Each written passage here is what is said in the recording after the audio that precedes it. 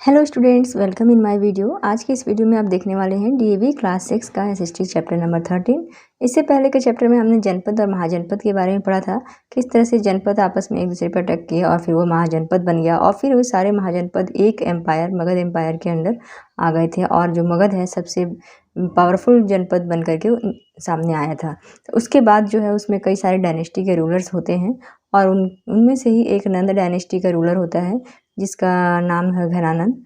और उसने क्या किया था कि एक ब्राह्मण का जो है सो उसने इंसल्ट किया था और उस ब्राह्मण का नाम था चाणक्य, जिन्होंने मतलब कि प्रतिज्ञा की थी कि मैं इस जो नंद डायनेस्टी है इसको पूरा डिस्ट्रॉय कर दूंगा। तो वही चंद्रगुप्त के साथ मिल करके जो है नंद डायनेस्टी को डिस्ट्रॉय कर देते हैं और उसके बाद मौर्यन डायनेस्टी की स्थापना करते हैं। इस चैप्टर में हम यही सब पढ़ेंगे और फिर वही जो मौर्यन डायनेस्टी है उसका सोशल इकोनॉमिक कंडीशन वगैरह इन सब के बारे में पढ़ेंगे। तो वीडियो आपके लिए बहुत हेल्पफुल होने वाली है, वीडियो को लाइक करिएगा। आइए शुरू करते हैं हमारा द मौर्यन डायनेस्टी।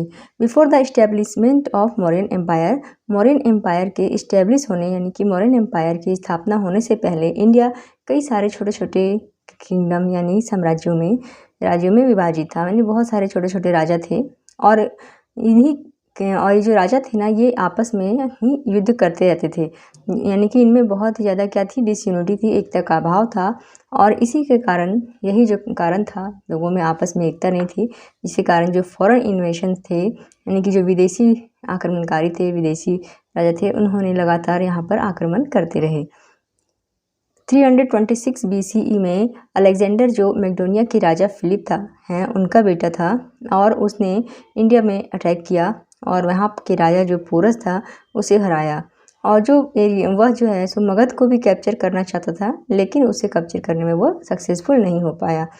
वापस जब वो ग्रीस जा रहा था, ग्रीस से आया था ये, तो वापस ग्रीस जाने से पहले उसने जो भी कनकर टेरिटरीज थी जिन पे उसने अधिकार कर लिया था उन सबको उनको डिस्ट्रीब्यूट करके अपने गवर्नर्स के बीच वहाँ पे गवर्नर्स को रख दिया, शासन भार वहाँ का जो एडमिनिस्ट्रेशन है वो करने के लिए, और वो वापस चला जाता है।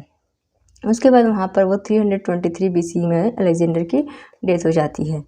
और इसी समय जब इसने इधर अलेक्जेंडर ने अटैक किया था तो उस समय जो मगध था वहाँ पर नंद डायनेस्टी का जो है सो शासन चल रहा था। तो नंद रूलर घनानंद था उस समय वहाँ यहाँ पर राजा। वह एक बहुत ही अनपॉपुलर रूलर था, यानी कि बिल्कुल ही अच्छा शासक नहीं था, इसलिए लोगों के बीच पॉपुलर नहीं था। उसने एक ब्राह्मण टीचर जिनका चाणक्य नाम है, जिन्हें कौटिल्य के नाम से भी जाना था, उसकी इंसल्ट कर दी थी, किसने, घनानंद ने की थी। तो जो वो थे चाणक्य थे, उन्होंने यहाँ पे वोट का मतलब हो गया यानी प्रतिज्ञा की कि वो जो है ना नंद डायनेस्टी को, नंद एम्पायर को पूरी तरह से डिस्ट्रॉय कर देंगे। तो जब उनको इंसल्ट कर दी तो वो वहाँ से तो निकल के चले जाते हैं और बाद में किस तरह से वो चंद्रगुप्त मौर्य से मिलते हैं। लेकिन चंद्रगुप्त मौर्य उसमें कोई राजा नहीं रहता, एक नॉर्मल आम आदमी रहता है, लेकिन उसकी कुशलता देख करके और क्या उसमें मतलब कि क्वालिटीज़ इन्होंने देखी तो इन्होंने उसके साथ मिल करके फिर एक जो है वो सेना तैयार करी, कुछ मतलब कि लोगों को, सोल्जर्स को इकट्ठा किया और एक सेना तैयार करी और उसके बाद सिंध और पंजाब पर इन्होंने अधिकार कर लिया। अब सिंध और पंजाब पर अधिकार कर लिया तो इसके बाद वे मगध की ओर बढ़े और वहाँ पर उन्होंने घनानंद को भी हरा दिया और वहाँ पर अपना अधिकार कर लिया और उसके बाद वहाँ पे अपना जो है मौर्यन एम्पायर, मौर्यन डायनेस्टी जो है वो इस्टेब्लिश की, किसके, चंद्रगुप्त मौर्य के अंडर में। तो फर्स्ट राजा जो थे मौर्यन डायनेस्टी के वो चंद्रगुप्त मौर्य बने और उन्होंने ही मौर्यन डायनेस्टी की स्थापना की थी। तो चंद्रगुप्त मौर्य जो थे उनकी जो अर्ली लाइफ थी, यानी कि ये जो कौटिल्य से मिले उससे पहले की जो लाइफ थी उसके बारे में जो हमारी जानकारी है ना वो बहुत ही लिमिटेड है, क्योंकि उतना कोई वैसा हमारे पास सोर्स नहीं है क्योंकि अर्ली लाइफ के बारे में जानने का। जो मेन सोर्स है इन्फॉर्मेशन का, चंद्रगुप्त मौर्य के बाद का, चंद्रगुप्त मौर्य ने जब मौर्यन डायनेस्टी की स्थापना की तो उसके बाद का जो कुछ भी इन्फॉर्मेशन हमें मिलता है तो उनमें से सबसे बड़ा जो सोर्स है वो क्या है, मेगास्थनीज नाम का एक अम्बेसडर था ग्रीक के रूलर सेल्यूकस निकेटर का, वो उसका नाम था मेगास्थनीज, जिसने एक बुक लिखी थी इंडिका। तो जो मेगास्थनीज था ये क्या था, एम्बेसडर था यानी कि राजदूत था, जो कि सेल्यूकस निकेटर का था। सेल्यूकस निकेटर कौन था, ग्रीक का रूलर था और यही सेल्यूकस निकेटर कौन था, जो अभी आपने ऊपर पढ़ा अलेक्जेंडर, उसका कमांडर था। तो उसने ही इसे यहाँ भेजा था चंद्रगुप्त मौर्य के दरबार में।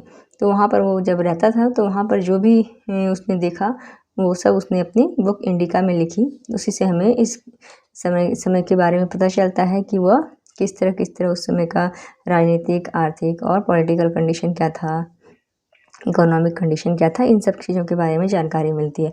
इसके अलावा कुछ और सोर्सेज भी हैं, जैसे कि पुराण, बौद्ध धर्म और जैन धर्म के लिटरेचर, कौटिल्य का अर्थशास्त्र और अशोक के एडिक्ट्स यानी कि इंस्क्रिप्शंस जो कि रॉक्स पे लिखे हुए हैं और स्टोन पिलर्स पे लिखे हुए हैं, ये सब।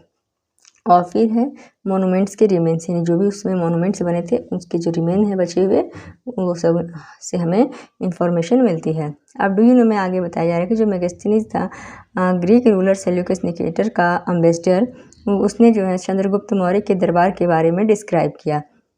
उसने बताया कि जो किंग राजा है वो अपनी जनता को स्पेशल ओकेजन्स पर दर्शन दिया करता था। गोल्डन प्लेन की उनमें देखिए सोने की पालकी में बैठ कर के वह अपने जो प्रजा है उसको दर्शन दिया करता था स्पेशल ओकेजन्स पे। उसके जो पर्सनल गार्ड थे वो महिलाएं हुआ करती थी उसके चारों तरफ, और जो वो फूड जो खाता था वो उसके स्पेशल सर्वेंट के द्वारा पहले टेस्ट किया जाता था, उसके बाद वो राजा उसे खाता था। द मौर्यन एम्पायर, जो मौर्यन एम्पायर था वो 321 से 297 BCE तक चला था। चंद्रगुप्त जो थे वो फर्स्ट मौर्यन रूलर थे और इन्होंने इस महान एम्पायर, ग्रेट एम्पायर की स्थापना की थी। इन्होंने जो अपना जो ये साम्राज्य था इसको बढ़ाया था नॉर्थ, साउथ, ईस्ट और वेस्ट में, और जिसमें कि अफगानिस्तान, बलूचिस्तान जो अब पाकिस्तान में है, ये सब शामिल थे। चंद्रगुप्त ने अपनी राजधानी जो है वो पाटलिपुत्र को बनाया, पाटलिपुत्र जो अभी पटना के नाम से जाना जाता है। चाणक्य जो थे चंद्रगुप्त मौर्य के गुरु थे और साथ ही साथ इसके प्राइम मिनिस्टर भी थे। चाणक्य ने एक बुक लिखी थी अर्थशास्त्र, जो काफ़ी फेमस बुक है और ये इसमें पॉलिटिकल एडमिनिस्ट्रेशन के बारे में लिखा हुआ है। अब चंद्रगुप्त मौर्य के बाद उनका जो बेटा था बिंदुसार, वो राजा बनता है 297 BCE में और वो शासन करता है 272 BC तक। वो एक बहुत ही ब्रेव किंग था, मतलब कि बहादुर राजा था, और उसने अपने एम्पायर को, जितना एम्पायर चंद्रगुप्त मौर्य ने एक्सटेंड किया था ना जितना दूर तक, उतना उस एम्पायर को उसने प्रोटेक्ट करके रखा, ताकि जो उधर फिर दूसरे को अटैक करके उधर वाला एरिया इसका कैप्चर ना कर ले। तो यानी कि इसने इतना ब्रेव था कि उतने बड़े साम्राज्य को संभाल के रखा, प्रोटेक्ट करके रखा। और जो ग्रीक था वहाँ से उसके अच्छे रिलेशंस थे, ट्रेड वगैरह होता था वहाँ से। इसकी डेथ हो जाती है 272 BCE में। उसके बाद जो है अशोक, जो इसका बेटा था बिंदुसार का, वो राजा बनता है। अशोक 272 से 232 BCE तक राजा रहता है। तो ये अपने राजा पिता के बाद 272 BCE में राजा बनता है, लेकिन वो सिंहासन पर कब बैठता है 269 BCE में।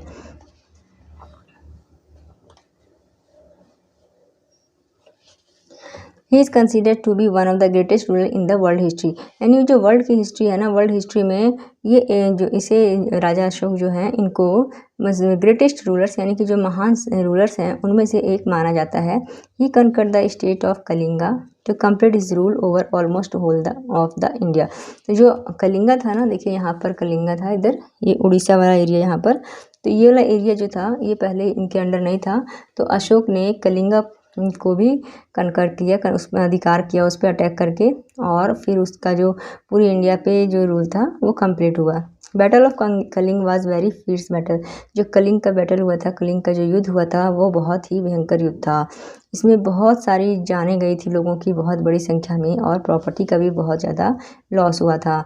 जो ये युद्ध का जो हॉरर था ना, मतलब इनका जो इतना दृश्य था ना, वो इतना मतलब कि हॉरर था, डरावना था। लोगों की चीखें जो थी, जो विधवाएं, जो औरतें विधवा हो गई थी, जिनकी उनके हस्बैंड जो सेना में थे वे सभी मारे गए, तो जो उनकी पत्नियां थी जो विधवा हो गई, उनकी रोने की जो आवाज़ें थी, बच्चों के रोने की आवाज़ें थी, इसने जो अशोक को है ना पूरा अंदर से एकदम हिला के रख दिया। उसको देख करके ना वो उसको मतलब कि उसको लगने लगा कि ये मैंने क्या कर दिया, मतलब कि इतना ज़्यादा मतलब कि इन लोगों का रोना, चीखना, चिल्लाना उसने सुना। तो उसके बाद उसने प्रतिज्ञा की कि अब वो कभी भी युद्ध का सहारा नहीं लेगा किसी भी राज्य को जीतने के लिए।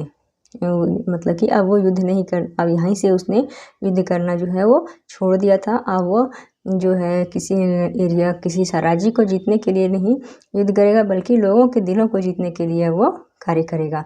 जो कलिंग वार था उसने अशोक की लाइफ में एक बहुत ही बड़ा टर्निंग पॉइंट प्रूव किया, क्योंकि यहीं से उसने युद्ध करना छोड़ दिया था।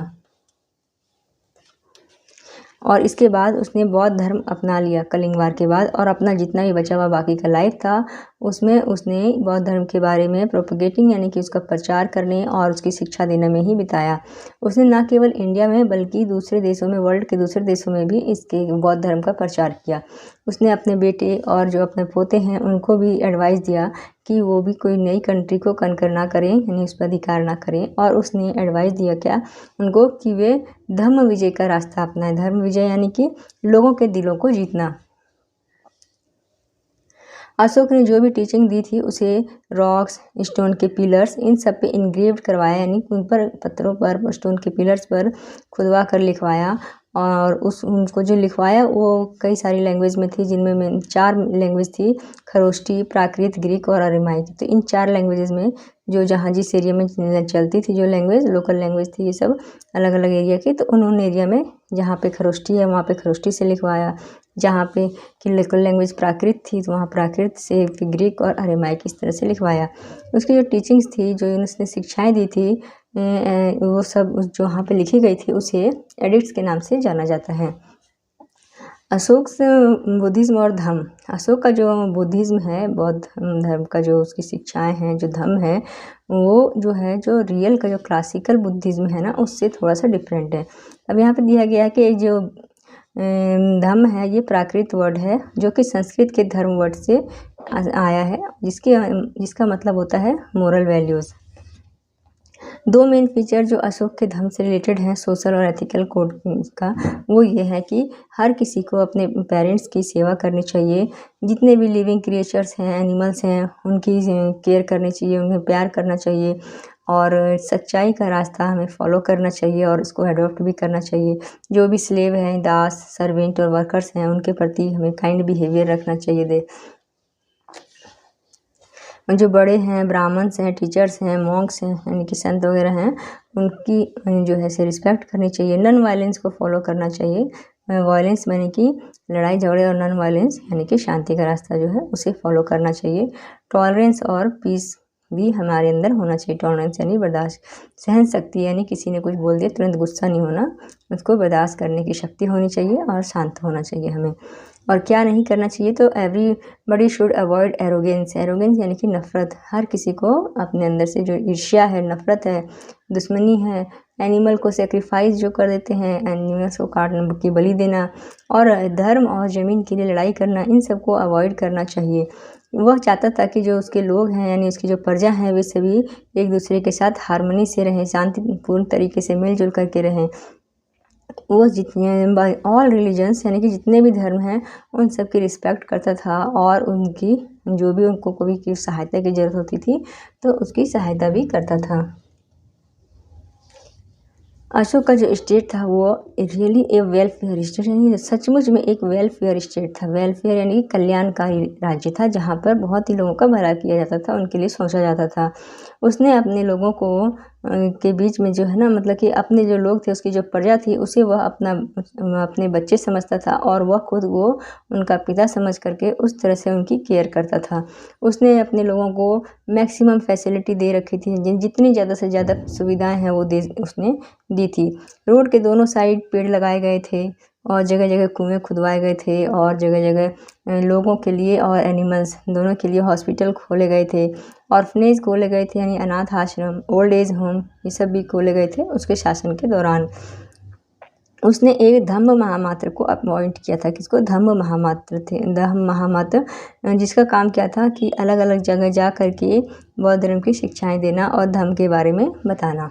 तो ये तो था अशोक के बारे में। अब हम देखते हैं जो मौर्यन डायनेस्टी था उसमें क्या एडमिनिस्ट्रेशन किस तरह से था। तो जो मौर्यन एडमिनिस्ट्रेशन था वह चाणक्य के गाइडेंस में चल रहा था। उस समय जो किंग था वो स्टेट का हेड होता था, और उसकी सुप्रीम पावर होती थी, यानी सबसे जो हेड होता था सारी पावर्स की, वो कौन था? राजा था। जैसे कि मिलिट्री का सुप्रीम वही था, जुडिशरी यानी न्याय का, कोई भी न्याय करना है तो उसका जो अंतिम सुनवाई होती थी वो राजा ही करता था। सिविल एडमिनिस्ट्रेशन, ये सब का जो सुप्रीम था वो राजा था। उसकी एक मंत्री परिषद होती थी जिसे काउंसिल ऑफ मिनिस्टर भी कहा जाता है। वो उसको एडवाइस करती थी किसी भी मैटर पर, और उस कार्य में उसकी हेल्प भी करती थी। तो देखिए जो मंत्री परिषद थी ना, ये एडवाइस तो देती थी, असिस्ट भी करती थी, लेकिन इनकी एडवाइस को मानना ना मानना राजा की मर्जी पर था, वो उसके लिए किसी भी तरह से बाध्य नहीं था। तो जो मिनिस्टर्स होते थे इनको मेरिट के बेसिस पर अपॉइंट किया जाता था और उसने लेडीज़ बॉडीगार्ड भी अपने लिए रखे हुए थे। अमात्य, महामात्र अध्यक्ष, पुरोहित, सेनापति, युवराज, ये सब कुछ ऑफिशियल्स होते थे जो उसके दरबार में होते थे। और they was a very efficient espionage system, उसका जो ना स्पॉनेज यानी गुप्तचर की व्यवस्था उसका बहुत ही अच्छा था। The whole empire was divided into smaller unit for efficient administration, ये पूरे साम्राज्य का जो है वो छोटे छोटे यूनिट्स में डिवाइड किया गया था ताकि वहाँ का शासन व्यवस्था अच्छे से चलाया जा सके। जो शहर का प्रशासन व्यवस्था था वो नगर अध्यक्ष के अंडर चलाया जाता था, जिससे कि नागरिक भी कहा जाता है, जैसे कि आज के समय में मेयर होता है उस तरह से था। उसकी सहायता के लिए 30 मेंबर्स होते थे और इन 30 मेंबर्स को 6 बोर्ड में यानी कि 6 ग्रुप्स में बांटा गया था, जिसमें हर एक ग्रुप में 5-5 मेंबर्स होते थे और हर एक जो ग्रुप था ये यानी 6 में से हर एक बोर्ड जो था उन सबको अलग अलग काम दिया जाता था और वे करते थे। और जो विलेज का एडमिनिस्ट्रेशन था वो एक ऑफिसर्स का ग्रुप होता था, उसके द्वारा चलाया जाता था। वो लोगों का रिकॉर्ड रखता था, जो टोटल टैक्स कलेक्ट करता था उसका रिकॉर्ड रखता था और विलेज में लॉ एंड ऑर्डर यानी कानून और व्यवस्था जो है वो बनी रहे इसका वो ध्यान रखते थे। सोशल कंडीशन, तो उस समय लोग जो थे वो बड़ा ही शांतिपूर्वक और प्रोस्परस जो था लाइफ था लोगों का शांतिपूर्ण था, प्रोस्परस यानी समृद्ध थे, किसी तरह से उनको कोई प्रॉब्लम नहीं थी पैसे वगैरह की, मतलब हर चीज़ की सुविधा उनको मिली हुई थी। वर्ण और आश्रम सिस्टम जो था जो ऋग्वैदिक पीरियड से चला आ रहा था वो अभी भी था। कौटिल्य ने हर एक वर्ण और हर एक आश्रम की क्या ड्यूटीज़ है उसको आउटलाइन किया था, उसको बताया हुआ था। और ज़्यादातर जो शादियाँ होती थी वो अपने ही कास्ट में होती थी और जो लोग थे वो जो भी मतलब कि प्रोफेशंस अपनाते थे, जो भी ट्रेड वगैरह अपनाते थे वो अपना पेरेंटल यानी कि जो उनके पेरेंट्स करते आ रहे हैं वही काम वो भी करते थे। लोग शांतिपूर्ण से मिलजुल करके एक दूसरे के साथ रहते थे और उन लॉ को पालन करते थे यानी कानून का पालन करते थे। इकोनॉमिक कंडीशन में जो एग्रीकल्चर था वो विलेज इकोनॉमी का बेसिक था, मतलब कि विलेज का जो मेन जो ऑक्यूपेशन था वो उस समय एग्रीकल्चर ही था। कई सारे डैम्स और लेक्स बनाए गए थे ताकि जो इरिगेशन है सिंचाई की अच्छी फैसिलिटी प्रोवाइड कराने के लिए। नहरें भी खुदवाई गई थी, कैनल्स मतलब नहर होता है, नहर भी खुदवाए गए थे। एक सुदर्शन लेक जो था जिसे चंद्रगुप्त मौर्य ने बनाया था, ये एक बहुत ही अच्छा एग्जाम्पल है इरिगेशन सिस्टम का जो उस समय काफ़ी पॉपुलर था। The state also gave financial help to the cultivators and traders, जो राज्य था वो कल्टिवेटर्स यानी किसानों को और ट्रेडर्स यानी कि व्यापारी लोग हैं जो बिजनेसमैन हैं उनको फाइनेंशियल हेल्प भी करता था। और जो कैटल रियरिंग पशुपालन और पॉस्चराइज इसके प्रति भी अच्छा ध्यान दिया जाता था। जो जंगल होते थे, जंगली जानवर होते थे, माइंस है और जितने भी नेचुरल रिसोर्सेज हैं इनको पब्लिक प्रॉपर्टी समझा जाता था और जो स्टेट के द्वारा बनाए हुए लॉ हैं उसके अकॉर्डिंग इनको प्रोटेक्ट किया जाता था। और जो कोई भी ग्रीन ट्रीज़ को, हरे पेड़ को काटता था उसको हैवी पनिशमेंट दी जाती थी। ट्रेड को मतलब जो गवर्नमेंट ऑफिशियल्स थे वो इंश्योर करते थे कि जो ट्रेड है उसको प्रमोशन किया जाए, उसको बढ़ावा दिया जाए, इस बात का वो ध्यान रखते थे। जैसे कॉटन, वूल, सिल्क और जूट जो थे उस समय इंटरनल और एक्सटर्नल यानी कि फॉरेन ट्रेड का मेन आइटम्स ये सब थे। मेन आइटम यही सब थे जो इंटरनल यानी देश के अंदर और फॉरेन यानी कि देश के बाहर दूसरे देशों के साथ उसका ट्रेड होता था।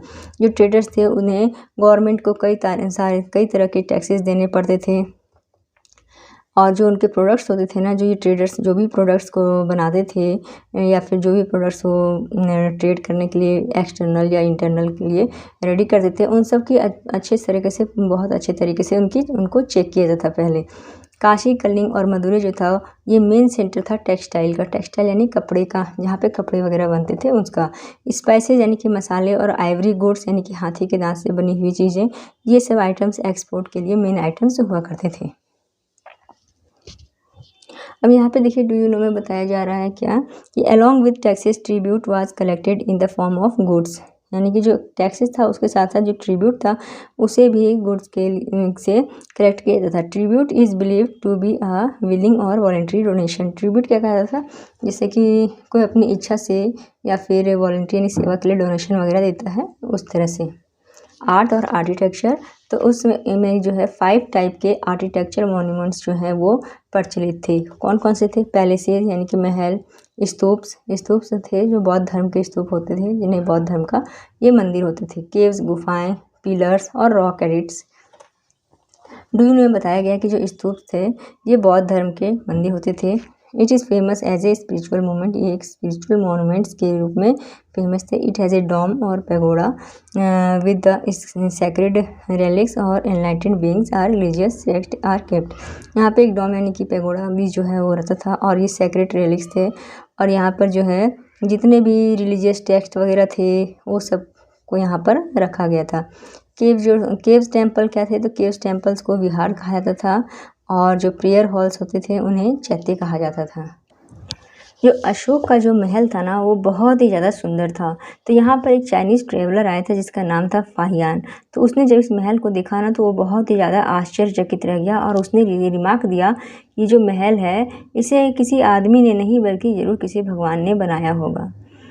सांची का स्तूप, जो सांची का स्तूप और जो इसका गेटवे है, इसका एंट्री है, ये उस समय के आर्किटेक्चर का बेस्ट एग्जाम्पल था।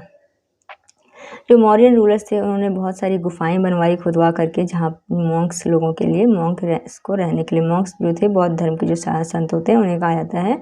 इस तरह के कई सारे जो केव्स हैं वो पाए गए हैं बराबर और नागार्जुन के हिल्स में, और यक्षी जो कि दीदारगंज है पटना के नज़दीक, यहाँ पर। जो फाइनेस्ट एग्जाम्पल है आर्किटेक्चर का ये हम देखने को मिल सकता है कहाँ पर, जो स्टोन पिलर्स हैं, स्टोन पिलर्स पर। स्टोन पिलर्स का जो सरफेस है ना वो बहुत ही ज़्यादा शाइनिंग करता हुआ है। ये जो पिलर्स हैं इनके ऊपर क्राउन, यानी कि क्राउन जैसे होता है ना किसी के सर पे जो ताज बनाया जाता है, तो क्राउन किया गया किससे, एनिमल फिगर से और धर्मचक्र से। जो टॉप है ना स्टोन पिलर का टॉप, इस पर 4 लायंस और एक धर्मचक्र हमें देखने को मिलता है, जो कि हमारा नेशनल एम्ब्लेम है। यहीं से हमारा नेशनल एम्ब्लेम को अडॉप्ट किया गया है। ये देखिए ये वाला पिलर है अशोक सारनाथ का पिलर, और यहाँ पर इस पे क्राउन किया गया है 4 एनिमल्स जो कि लायन है, और फिर धर्मचक्र जो कि इसका पिक्चर देखिए यहाँ पर नीचे में ये वाला है। ये 4 लायंस हैं, ये 1 2 3 और एक इसके पीछे 4, और ये धर्मचक्र जो है सो।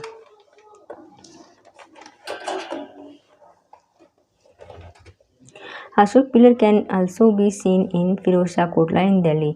अशोक के जो पिलर्स हैं वो दिल्ली के फिरोज शाह कोटला में भी देखे जा सकते हैं, वहाँ पर भी है। और फिर कहाँ है, अम्बाला के टोपरा में, इलाहाबाद के कौशाम्बी में, नंदगढ़ के लोरिया में, यूपी के सारनाथ में, और एमपी का सांची में, यहाँ पे भी कुछ पिलर्स ऐसे ही हैं। और डू यू नो में दिया गया जो the seal of 4 Lions can be seen on all official papers, notes and coins. जो ये 4 लायंस हैं, ये इसका जो शील है, इसका जो ये प्रिंट है, ये आपको कई सारे ऑफिशियल पेपर्स पे, नोट्स पे और कॉइन्स पे देखने को मिल सकता है। जो रॉक एडिक्ट्स है वो पाया गया है रूपनाथ में, जो कि सेंट्रल प्रोविंस था उसमें, मतलब कि यूपी वाला एरिया कह सकते हैं, वहाँ पर पाया गया है। और बिहार के सासाराम में पाया गया है, और राजस्थान के बैरात में पाया गया है।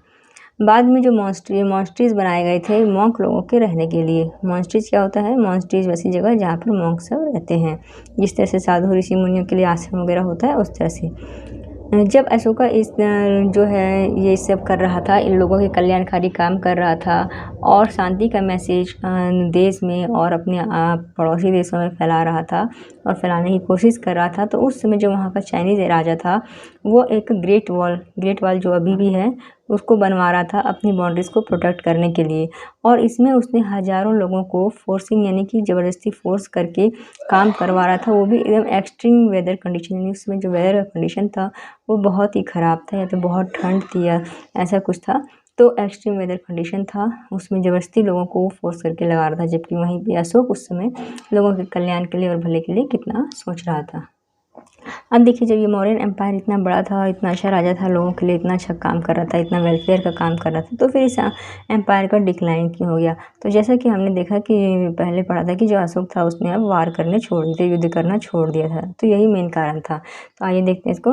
The decline of Mauryan empire started after the death of Ashoka in 232 BC। Ashoka के डेथ के बाद 232 BC के बाद जो है इसका मौर्यन एम्पायर का जो डिक्लाइन है उसका अंत जो है वो स्टार्ट हो गया था।